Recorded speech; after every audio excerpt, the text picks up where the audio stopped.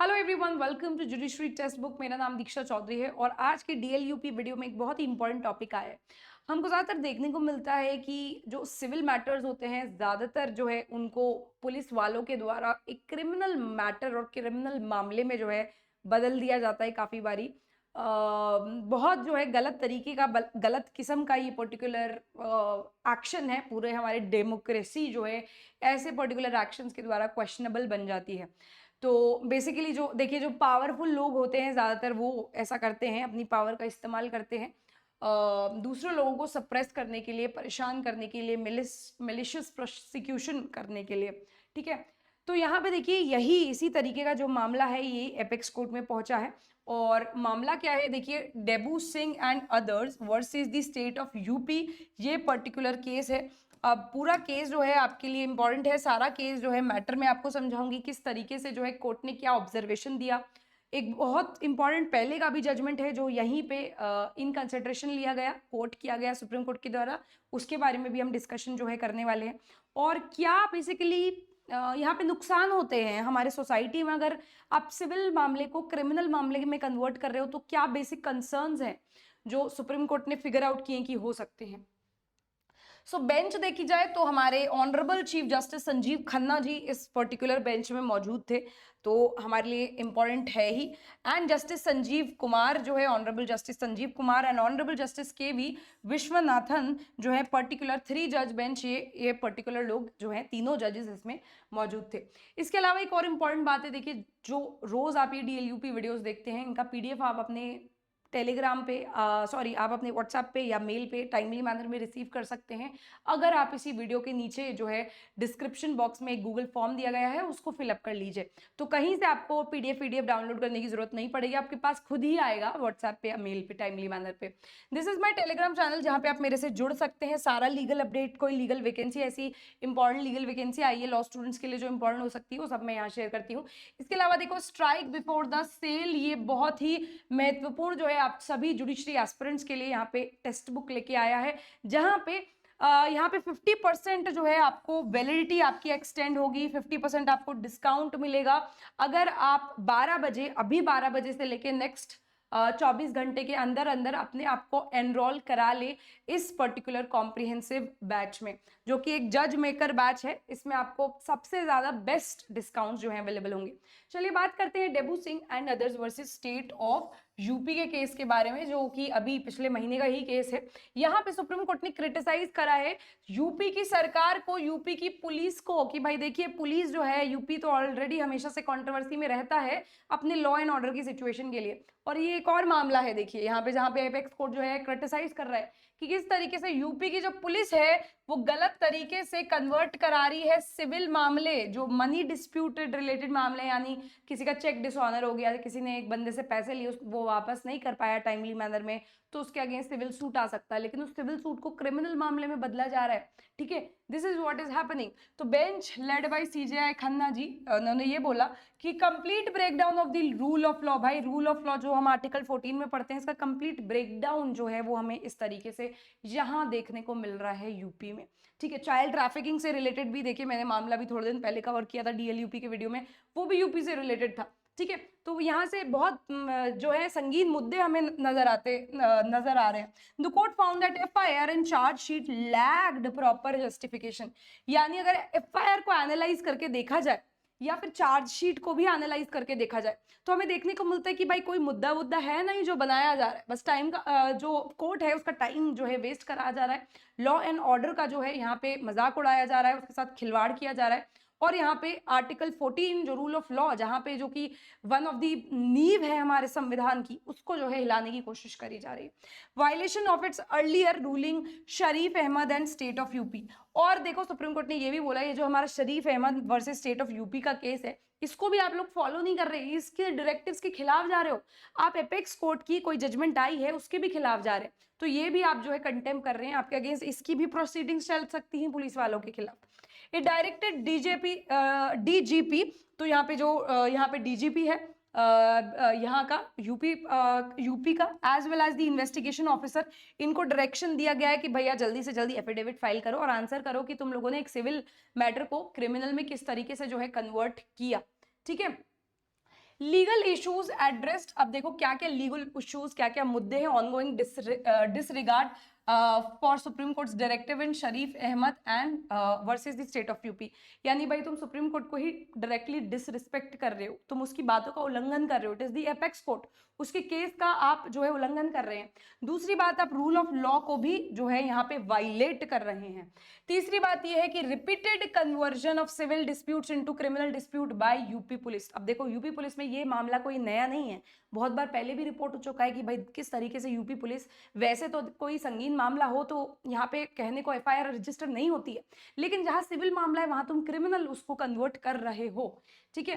तो these 3 are the most concerning points जो supreme court ने यहाँ लिए। केस को देखा जाए, बैकग्राउंड देखा जाए तो CBT criminal breach of trust का एक्यूजेशन लगाया गया इस पर्सन एक्यूज्ड के अगेंस्ट। सेक्शन 406 ऑफ आईपीसी के अगेंस्ट जो है यहाँ पे चार्जेस क्रिएट करे गए। Section 120 capital B of IPC के अंडर जो है चार्जेस क्रिएट करे गए क्रिमिनल कॉन्स्पिरेंसी के। चेक डिसऑनर का जो है पैरेलल केस चल ही रहा था जो कि एक सिविल मामला होता है, section 138 of the negotiable instrument act के अंदर होता है। क्रिमिनल इंटिमिडेशन का भी जो है यहाँ पे मामला चार्ज इनके खिलाफ किया गया एक्यूज के खिलाफ। Allegations of non return of money, तो देखो पैसा नहीं रिटर्न किया उस पर्सन ने तो एक सिविल मामला तो बनता था, लेकिन इतने सारे क्रिमिनल एलिगेशंस भी लगाए जा रहे हैं, ठीक है। तो दिस वाज द कंसर्न, ये है जो है हमारा केस का बैकग्राउंड। कोर्ट का क्या ऑब्जर्वेशन रहा है ये देख सकते हैं आप। Legally unsustainable summoning order, order found to be invalid, देखिए हर तरीके का जो ऑर्डर है यहाँ पे वो इनवैलिड है।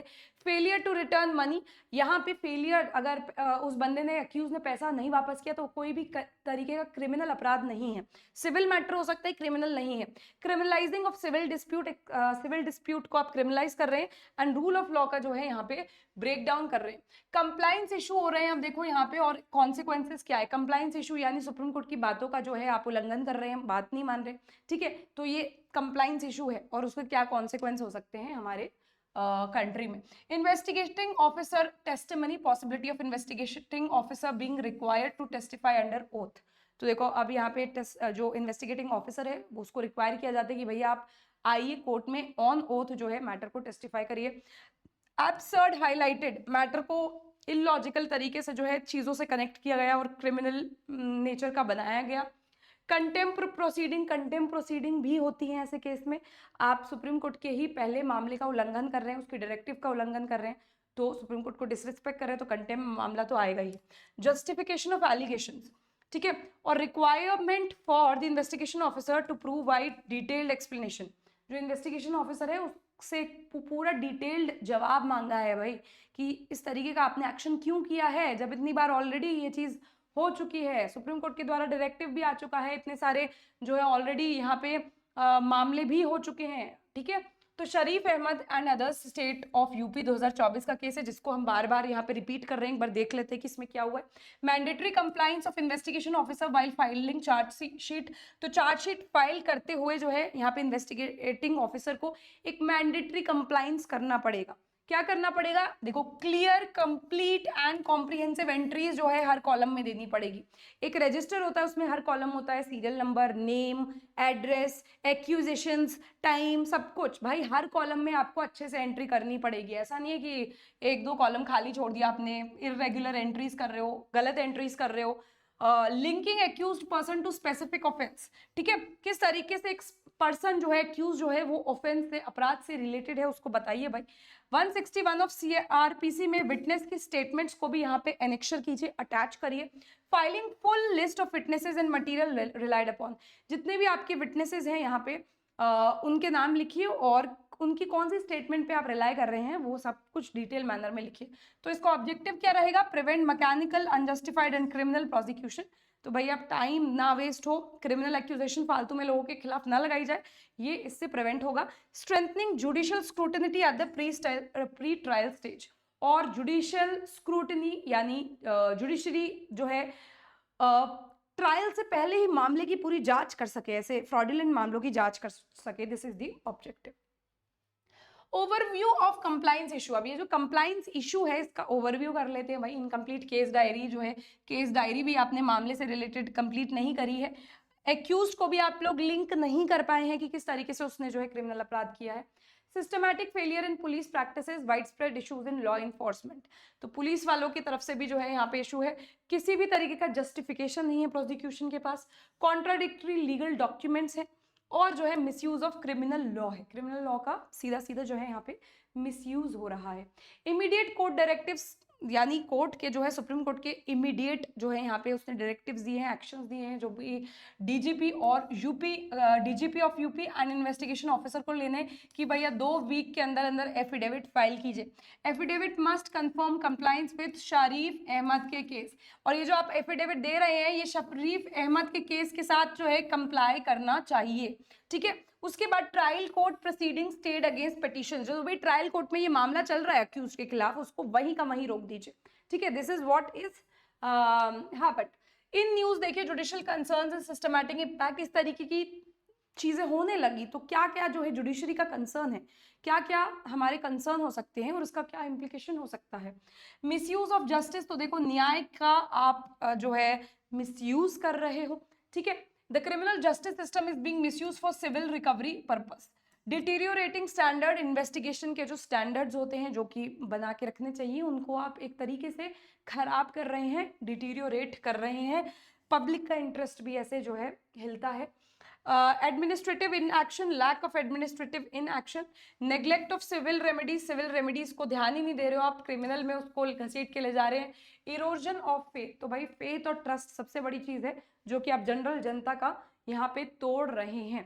तो कोर्ट की वार्निंग आई है, further incidents with attract cost, अगर आप आगे ऐसा करोगे तो सरकार को, यूपी की सरकार को, राज्य को क्या करना पड़ेगा, कंपनसेशन देना पड़ेगा, कॉस्ट जो है आपसे ली जाएंगी हर चीज की। Court would ensure personal accountability of investigating officers, जितने भी इन्वेस्टिगेटिंग ऑफिसर्स हैं वो पर्सनली अकाउंटेबल होंगे, ठीक है। एफिडेविट्स का भी पूरा कंप्लाइंस करना है और आपका मॉनिटर भी किया जाएगा कि भाई आप एफिडेविट का कंप्लाइंस कर रहे हैं नहीं कर रहे हैं। नेक्स्ट हियरिंग जो है मई 2025 की है।